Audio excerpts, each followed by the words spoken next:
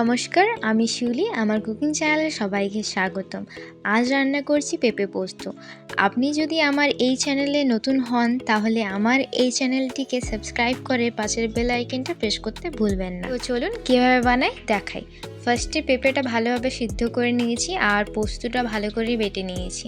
তারপর আমি কড়াইয়ে সর্ষের তেল দিয়ে নিয়েছি। এটা ভালোভাবে গরম হওয়ার পর আমি এখানে 5 ফোড়ন দিয়েছি আর দিয়েছি একটা কাঁচা লঙ্কা।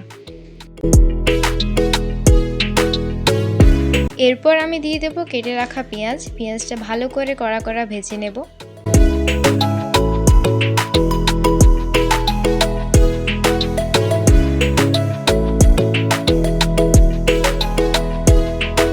পেঁয়াজটা ভেজে নেওয়ার পর এখানে সিদ্ধ করে রাখা পেঁপেটা দিয়ে নিয়েছি। পেঁপেটা দেওয়ার পর কিছুক্ষণ নাড়াচাড়া করে আমি স্বাদ মতো নুন দিয়েছি। আপনারা আপনাদের স্বাদ অনুযায়ী নুনটা দিয়ে নেবেন।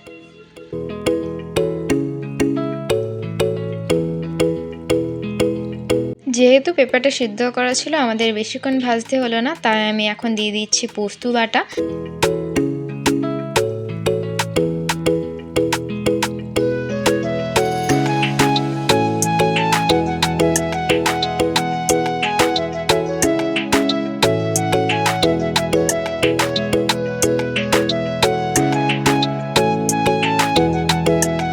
তো আমাদের পেঁপে পোস্ত তো রেডি। আপনাদের এই ভিডিওটি কীরকম লাগলো সেটা কমেন্টে নিশ্চয়ই জানাবেন। ভিডিওটি ভালো লাগলে লাইক, কমেন্ট, শেয়ার, সাবস্ক্রাইব।